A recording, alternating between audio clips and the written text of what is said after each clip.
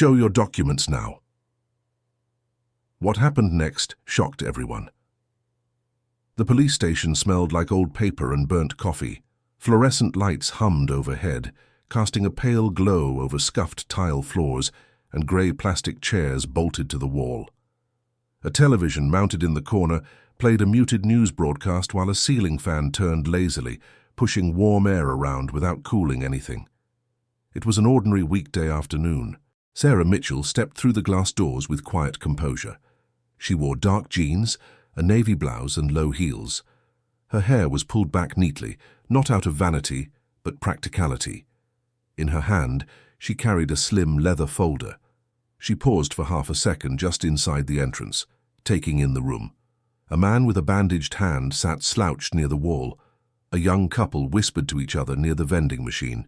Behind the front counter, 2 officers were typing reports with the bored rhythm of people counting down to the end of a shift.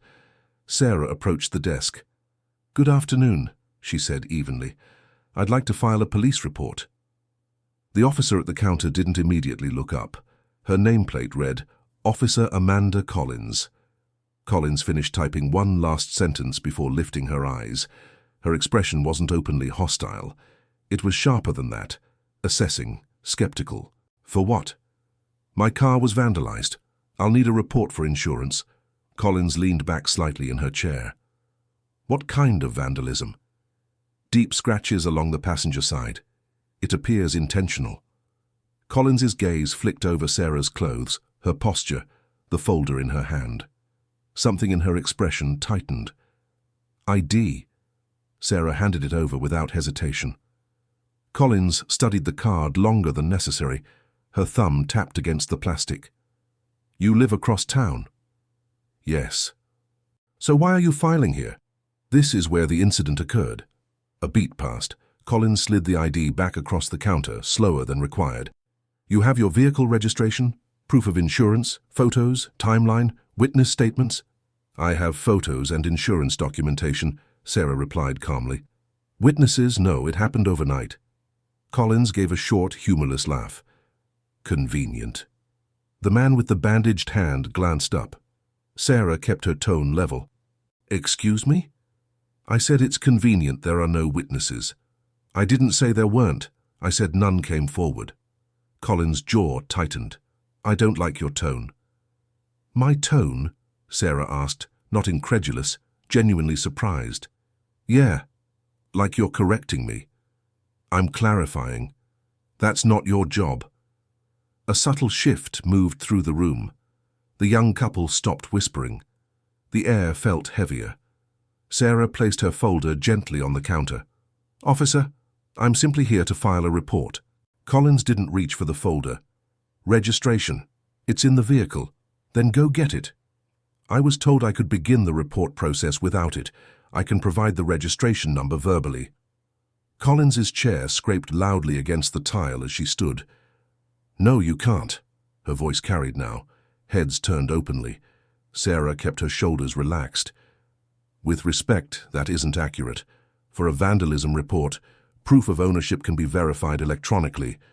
Collins took a step closer to the counter. "Are you telling me how to do my job?" "I'm explaining standard procedure." "You're being difficult." The word hung in the air. "I'm being cooperative," Sarah replied. "I've provided ID, documentation, and photos. You haven't provided everything I asked for, because some of it isn't required." A few feet away, someone shifted. The faint glow of a phone screen appeared. Collins' eyes sharpened. "You're starting to cross into disrespect." "I'm not disrespecting you." "You're challenging my authority." Sarah exhaled slowly. "Knowing my rights isn't a challenge, it's responsibility." The fluorescent lights seemed louder now, buzzing above the silence that followed. Collins leaned forward. "You think because you speak calmly that you're not being condescending?" "I'm not intending to be." "Well, you are."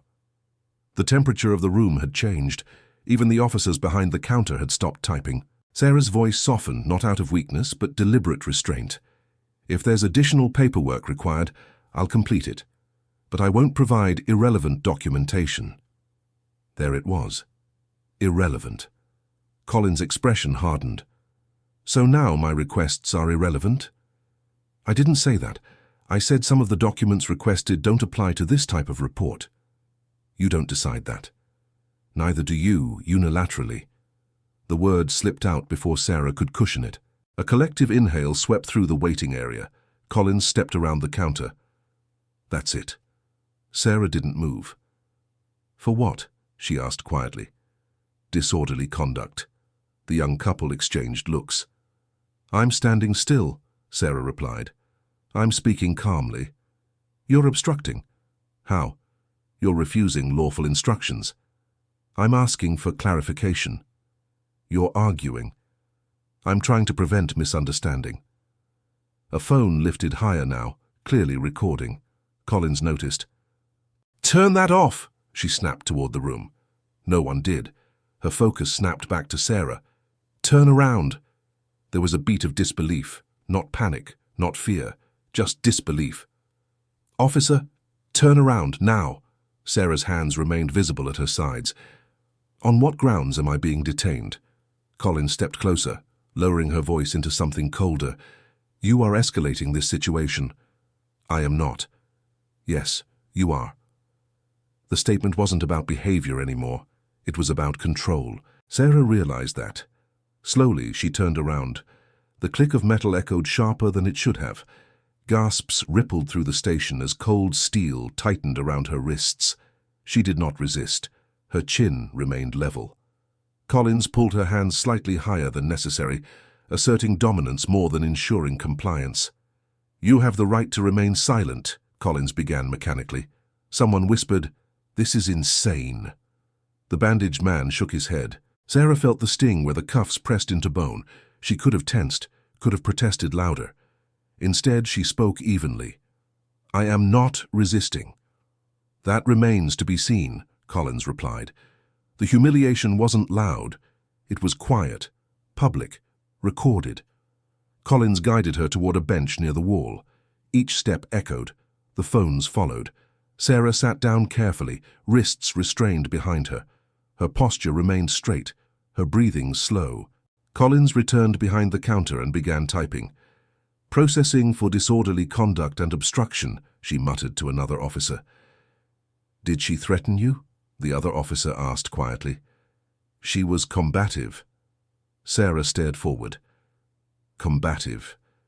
The word replayed in her mind, not because it hurt, but because it was inaccurate. A teenager near the door whispered, She didn't even do anything. Another voice answered, This is going online. Collins heard that. Her typing grew sharper. Sarah closed her eyes for one brief second. Not in defeat, in control. When she opened them again, her expression wasn't anger. It was disappointment.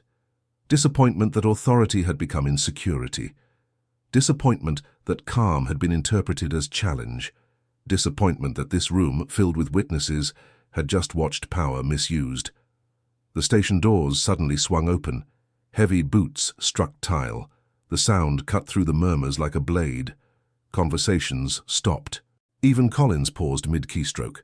The air shifted again, different this time, measured, commanding. Someone important had just walked in. The sound of boots against tile carried authority before the man even spoke. The station doors swung fully open, and conversation died mid-breath. 2 uniformed military agents entered first, scanning the room with disciplined precision. Between them walked a tall man in dress uniform, posture straight, movements economical. The silver insignia on his shoulders caught the fluorescent light. Colonel James Anderson. He wasn't there for drama. His expression suggested routine business, administrative coordination, paperwork, something procedural, until his eyes landed on the bench near the wall, until he saw her. His stride faltered.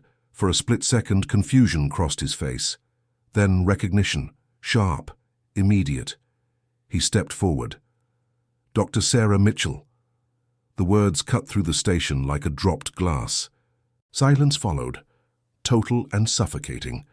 Sarah lifted her head slowly. Good afternoon, Colonel. Even seated, even restrained, her tone was steady. Every pair of eyes in the room shifted between them. Officer Amanda Collins straightened behind the counter. trying to recalibrate the situation. "You know her, sir?" Collins asked, forcing neutrality into her voice. Colonel Anderson didn't answer immediately. He took in the scene. The cuffs, the red marks already forming on Sarah's wrists, the phone still recording discreetly, the stiff posture of the officers pretending composure. His jaw tightened. "Know her?" he repeated quietly. He stepped closer. "This is Dr. Sarah Mitchell." The room held its breath. "She is a decorated battlefield surgeon." Collins blinked once. "She has completed 3 overseas deployments." A murmur rippled through the waiting area. "She operated under live fire conditions. She stabilized wounded soldiers in tents with mortar rounds, landing less than 100 yards away." One of the military agents shifted slightly, his stance tightening. "She has received military honors for medical bravery," Anderson continued, his voice no longer loud, just controlled. "She has saved more lives than most people in this building will ever comprehend." The temperature in the room seemed to drop. Collins attempted to recover. "Sir, with respect, she was being disorderly and obstructive." Anderson's eyes moved to her slowly. "Disorderly?" "Yes, sir. She refused lawful instructions and—" "What lawful instructions?" "She declined to provide documentation."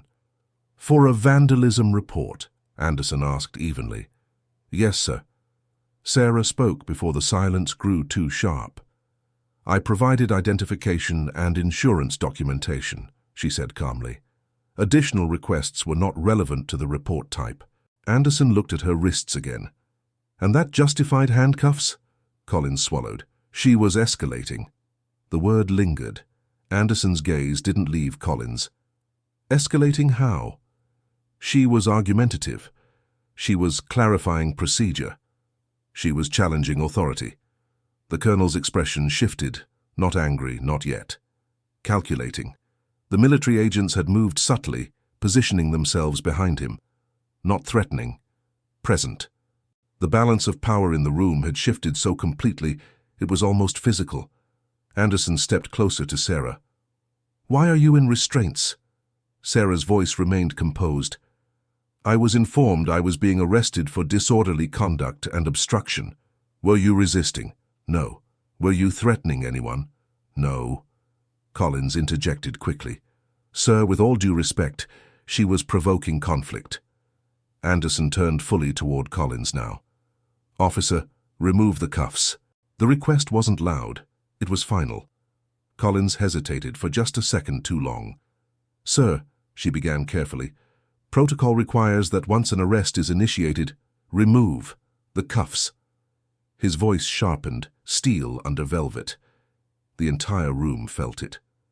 Collins stepped forward slowly. Her fingers brushed the metal. The click echoed louder than before. The cuffs loosened. Sarah brought her hands forward gently, rubbing her wrists once. Subtle, controlled. Red indentations circled her skin. Someone near the door whispered, "Oh my God." The teenager lowered his phone slightly, stunned. Anderson's gaze remained fixed on Collins. "I want a full explanation," he said. "Now." Collins straightened. "She displayed disrespect toward an officer." "Disrespect," Anderson repeated, "is not a criminal charge. She was obstructing the process. By asking for clarification, she questioned authority." Anderson's eyes darkened. "Authority," he said carefully, "does not mean immunity from accountability." The words hung in the fluorescent air. One of the officers behind the desk shifted uncomfortably. Anderson turned slightly to one of the agents. "Contact Internal Affairs." Collins' composure cracked for the first time. "Sir, that's unnecessary." "No," Anderson said. "What's unnecessary is placing a decorated military physician in restraints for requesting procedural clarity." The room murmured louder now. The man with the bandaged hand shook his head openly. The young couple exchanged a look of disbelief. Collins's confidence drained visibly. "Sir, I followed training." "Then your training needs review." The agent stepped aside, already making the call. Sarah stood slowly. She didn't tower, she didn't posture, she simply stood. "Colonel," she said quietly, "I appreciate your intervention." He looked at her more softly now. "You should not have needed it. She held his gaze. No one should. That silenced even the whispers. She turned slightly, addressing no one in particular, yet everyone at once. I came here to file a report, nothing more. Her voice wasn't angry, it was steady. When authority becomes defensive instead of protective, something is broken. Collins looked away. A woman near the vending machine stepped forward hesitantly. I'm sorry, she murmured to Sarah. That wasn't right. The man with the bandage nodded. Yeah, it wasn't. The validation didn't inflate Sarah, it weighed on her. Anderson addressed Collins again. You are to step aside pending administrative review, effective immediately. Collins's lips parted slightly. Sir, You will cooperate fully with internal affairs. Her shoulders stiffened, but she nodded. The other officers avoided her gaze. The dynamic had flipped so completely that it left a faint dizziness in its wake. Power, when reckless, is loud. Power, when controlled, is quiet. Sarah adjusted the sleeve of her blouse, covering the marks on her wrists. She could have pressed further, could have demanded public apology. Instead, she met Collins' eyes once. This didn't need to happen. There was no triumph in her tone, only disappointment. And that landed heavier than anger ever could. The military agents remained alert, scanning the room. One officer standing near the back, younger, observant, hadn't spoken once. His eyes moved between Collins and Sarah, something unsettled flickering beneath his composed exterior. Not guilt, not surprise, something else. Recognition, perhaps, or concern. Anderson gestured toward the exit. Let's step outside. Sarah nodded. As they walked toward the doors, the whispers followed them like wind through dry leaves. She saved soldiers? They cuffed her for that? This is going everywhere. The glass doors opened again. Daylight poured in. Cooler air replaced the stale scent of coffee and paperwork. Outside, the parking lot stretched under the afternoon sun. Anderson slowed his pace once they were clear of the entrance. He looked at her carefully now, not as a subordinate, not as a superior, but as someone assessing something deeper. Sarah, he said quietly. She met his eyes. Was this really about a vandalized car? For the first time since walking into the station, she hesitated. Not from fear, from calculation. Her gaze drifted briefly toward the building behind them, then back to him, and she didn't answer right away. The afternoon sun felt cooler than it should have. Sarah stood beside Colonel James Anderson's vehicle, the police station behind them, humming with quiet damage control. One of the military agents remained near the entrance, pretending to check his phone while clearly observing everything. Anderson waited. He didn't repeat the question. Sarah finally exhaled. No, she said. It wasn't random. His expression didn't change, but something sharpened behind his eyes. Start from the beginning. She opened her leather folder and removed a folded sheet of paper sealed in a plastic sleeve. This was tucked under my windshield wiper. Anderson took it carefully. 3 words were printed in block letters. Stay in your lane. No signature, no threat spelled out, but it didn't need to be. The scratches weren't chaotic, Sarah continued. They were controlled, deep, parallel, deliberate. Anderson looked back toward the station doors. You testified last week. It wasn't a question. Yes. At a federal medical oversight hearing, a veteran had died following delayed emergency response. The paramedics had requested police assistance after reports of escalating mental distress. According to dispatch logs, the call had been downgraded in urgency. By the time help arrived, it was too late. Sarah had been the reviewing trauma physician. Her testimony had been clinical, measured, but it had pointed to negligence, and among the internal documentation presented during that hearing had been a series of dismissed 911 calls. One supervising officer's name appeared multiple times in procedural routing. Officer Amanda Collins. Anderson's jaw tightened. Her name was mentioned. Indirectly, Sarah replied. The hearing focused on medical oversight, but dispatch decisions and field response timing were part of the record. You think today was retaliation. I think today was a message. Behind them, the station doors opened again. Collins stepped outside briefly, speaking in low, tense tones with another officer. She noticed the two military agents watching and retreated inside. Anderson handed the note back. "You came alone?" "Yes." "You didn't inform command?" "No." "Why?" She held his gaze steadily. "Because I needed to see if it would happen." He studied her for a long moment. "You suspected hostility." "I suspected resistance," she corrected. "I didn't expect arrest, but I expected friction." "Why?" "Because accountability makes people defensive." A faint siren wailed somewhere in the distance. The second agent exited the building and approached quietly. "Sir," he said low enough that only they could hear, "Internal Affairs has opened preliminary review. They're requesting body cam footage." Anderson nodded. "Good." The agent hesitated slightly. "There's a complication." Inside the station, Collins sat rigidly at a desk in a side office. Two supervisors stood across from her, their expressions tight but carefully neutral. "I followed procedure," she insisted. "She was escalating. She refused instructions." "Your body cam footage will clarify," one supervisor replied. Collins hesitated. "There may be an issue." "What kind of issue?" "It malfunctioned." The word hung heavily. Across the lot, the agent continued speaking to Anderson. "Her body cam was inactive during the primary exchange." Anderson's eyes narrowed slightly. "Inactive?" "According to her statement, it failed to activate."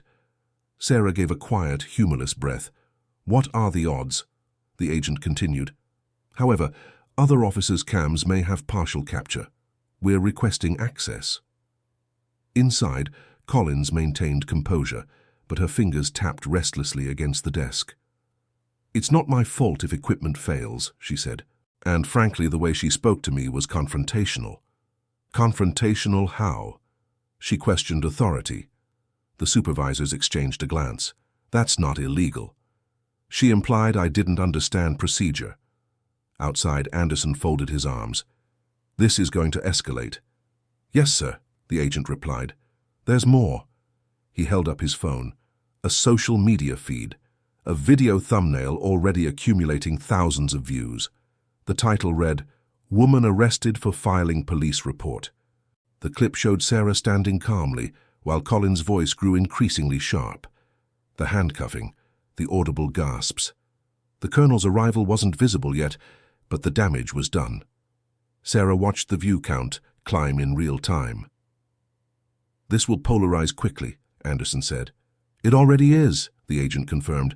"Veteran advocacy groups are sharing it." Back inside the department, tension thickened. One officer leaned toward another near the break room. "Do you know how many complaints she's had?" "Officially? 2. Unofficially?" The first officer didn't answer. The younger officer from earlier, the one who had watched everything without speaking, stood near a filing cabinet, scrolling through something on his phone. His jaw tightened slightly. In a records office upstairs, an administrative clerk pulled up archived internal memos at the request of Internal Affairs. Prior complaints surfaced. Excessive tone. Escalation during minor interactions, dismissed as personality conflicts. A pattern of intimidation. Nothing severe enough individually to trigger suspension, but collectively, concerning. Back outside, Sarah's voice remained steady. There were multiple downgraded calls involving veterans in crisis, and her name appeared more than once, Anderson finished. "Yes. You think she knew your face?" "I think she recognized my name." That possibility settled heavily between them. The second agent's phone buzzed again. "Sir, there's internal pushback. From? Department leadership." Anderson didn't look surprised. "Political pressure. It's being framed as jurisdictional overreach. They're questioning military involvement." Sarah looked back at the station building. "This isn't about jurisdiction," she said quietly. "It's about culture." Inside, Collins exited the supervisor's office, face pale but composed. She walked past colleagues who suddenly found paperwork fascinating. The younger officer watched her go. Later that evening, Internal Affairs formally requested all available footage. Partial body cam clips emerged. In one, Collins's voice was audible escalating before Sarah's tone changed at all. In another, Sarah's hands were clearly visible at her sides when ordered to turn around. The narrative Collins had described began to fracture. Still, without her own body cam footage, a gap remained. And gaps create doubt. Night fell slowly. By the time Sarah returned home, the vandalism on her car seemed smaller than before. She stood in her driveway, looking at the scratches. Parallel, measured, deliberate. Her phone buzzed with notifications, media outlets requesting comment, veteran groups expressing support, anonymous accounts accusing her of pulling rank. She turned the phone face down. Across town, inside the department's internal server system, a new notification appeared in the General Command inbox. Subject line, additional footage, for review. No sender name, anonymous encrypted address. The file attached was large. Upstairs, the younger officer stared at his screen for a long moment before standing and walking toward the stairwell. Minutes later, in the chief's office, a laptop screen flickered to life. The footage loaded. Different angle, high resolution, clear audio. Not bodycam, security camera, positioned above the front desk, capturing everything. Collins's first comment about Sarah's tone, the unnecessary escalation, the moment her hand hovered near her cuffs before any threat existed. In the parking lot outside her home, Sarah's phone vibrated again, this time from Anderson. "They just received something," he said quietly when she answered. "What kind of something?" "Station footage." She closed her eyes briefly. Footage Collins didn't know existed. The colonel's voice lowered. "This just changed everything." The investigation moved faster than anyone expected. By the next morning, Internal Affairs had formally opened a case file. What began as a routine review shifted into something far more serious once the security footage was authenticated. The anonymous email had delivered what body cameras had not: a full, uninterrupted account. Multiple angles, clear audio, no ambiguity. In a quiet conference room inside the department, investigators replayed the footage frame by frame. Officer Amanda Collins' posture, her proximity, the moment her tone sharpened, the instant her hand moved toward her cuffs, not in response to a threat, but to a perceived challenge. They slowed the video when Sarah spoke. Her hands remained visible, her voice steady, her shoulders relaxed. A behavioral consultant brought in by the city watched silently before giving her assessment. "There is no observable threat behavior," she said calmly. "The escalation originates from the officer. The subject displays compliance throughout." The word subject felt clinical, but the conclusion was clear. Outside the department, the public had already reached its own verdict. Civilian videos had circulated overnight. One clip showed the exact moment Collins accused Sarah of disrespect. Another captured the audible gasps when the cuffs clicked shut. Veteran advocacy groups demanded transparency. Legal analysts dissected the interaction on morning news panels. Social media fractured into arguments about authority, procedure, and accountability. The department issued a carefully worded statement. "We are aware of the incident and are conducting a thorough internal review." It did little to slow the momentum. By midday, pressure intensified. The chief of police requested a private meeting with Colonel James Anderson. The meeting took place behind closed doors. No cameras, no press, just two senior officials seated across a polished wooden table. "This has become political," the chief admitted, fingers steepled. "City council is demanding answers. The mayor's office has called twice." Anderson's response was measured. This became political when accountability was treated as insubordination. The chief didn't argue. "The footage complicates things." "It clarifies them," Anderson corrected. A long silence followed. "We are suspending Officer Collins pending termination review," the chief finally said. Anderson gave a small nod. "This should not be about one officer," he added. The chief understood. Culture, policy, training, patterns. That afternoon, Collins was informed she was being placed on administrative suspension, effective immediately. She sat alone in her apartment that evening, uniform jacket draped over a chair. The television played muted coverage of the incident. Her name scrolled across the bottom of the screen. She had replayed the footage herself, over and over. In her mind, she had been maintaining control, enforcing order, preventing escalation. But the video showed something else, her jaw tightening at the word clarification, her irritation at being corrected. The moment authority shifted from professional to personal. For the first time, she allowed a question to surface that she had pushed away for years. When had control become more important than service? Collins wasn't a cartoon villain. She had entered the academy with idealism. She had wanted to protect people. But years of confrontations, resistance, and internal praise for command presence had reshaped her instincts. Authority had hardened into reflex, and reflex had overridden judgment. Back across town, Sarah sat in a quiet office as the chief delivered a formal apology. "We deeply regret the way you were treated," he said. "The department failed to meet its standards." The apology was sincere, but it felt insufficient. "I appreciate that," Sarah replied. "We would like to hold a public press conference acknowledging the error." She shook her head gently. "I don't need a spectacle." The chief paused. "Then what do you want?" "Change." The word landed softly but firmly. "Mandatory de-escalation retraining," she continued, "civilian oversight review, and a full audit of body camera compliance, not just policy on paper, enforcement." The chief absorbed it. "That will require council approval. Then take it to them." The room remained quiet for several seconds, and then the chief nodded. Within a week, the department announced new measures: mandatory de-escalation retraining for all sworn officers, independent civilian oversight review panel expansion, comprehensive body camera compliance audit, revised language in conduct guidelines clarifying the distinction between disrespect and criminal behavior. The changes were not dramatic headlines. They were procedural, structural, intentional. Public reaction softened from outrage to cautious approval. Accountability, imperfect but visible. 3 weeks later, Sarah returned to the station.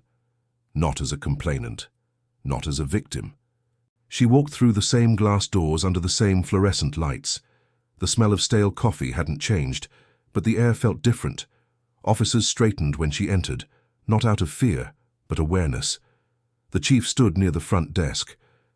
"Thank you for coming," he said quietly. In the briefing room, a group of officers waited, some skeptical, some reflective, some defensive. Sarah stood at the front. She didn't bring notes. She didn't bring anger. She looked at them, not as adversaries, not as symbols, but as individuals capable of choice. "I'm not here to lecture," she began calmly, "and I'm not here to shame anyone." The room remained silent. "I've worked in combat zones. I've operated under fire. I understand stress, I understand pressure." A few officers shifted in their seats, but pressure doesn't excuse losing sight of purpose. She let that settle. When someone walks into this building, they're usually having one of the worst days of their life. No one argued that. Authority is necessary, structure is necessary. But authority without humanity becomes something else. She didn't raise her voice. She didn't dramatize. She simply held their attention. Respect isn't something you demand. It's something you model. An officer in the back lowered his gaze slightly. Quick judgments feel efficient, but they often create the very resistance you're trying to prevent. The younger officer who had sent the anonymous footage watched her closely. "You have immense power in small moments," she continued. "How you interpret tone, how you respond to questions, whether you escalate or pause." She didn't mention Collins by name. She didn't need to. Afterward, there was no applause, just quiet, reflective. The chief approached her once more. "You could have taken this further legally," he said. "I could have," she agreed. "Why didn't you?" She looked toward the counter where the incident had begun. "Because accountability isn't revenge." Outside, sunlight filtered across the parking lot again. The same space, a different outcome. As she walked toward her car, now repaired, her phone buzzed. A message from Colonel Anderson. You handled this with more strength than most would. She smiled faintly. Strength didn't always look like confrontation. Sometimes it looked like restraint. Inside the station, officers resumed their shifts. But something subtle had shifted. A pause before raising a voice. A second thought before assuming defiance. A reminder that authority was not ownership. In a small office down the hall, Amanda Collins sat across from an employment review board. The outcome was still pending. Consequences would follow. Professional, personal. But deeper than policy changes, deeper than suspension letters, was a quieter reckoning. Culture does not change overnight, but it begins in moments, in choices, in recognizing that power, unchecked by humility, corrodes from within, and in understanding that dignity is not a privilege granted by authority. It is a baseline owed to every person who walks through the door.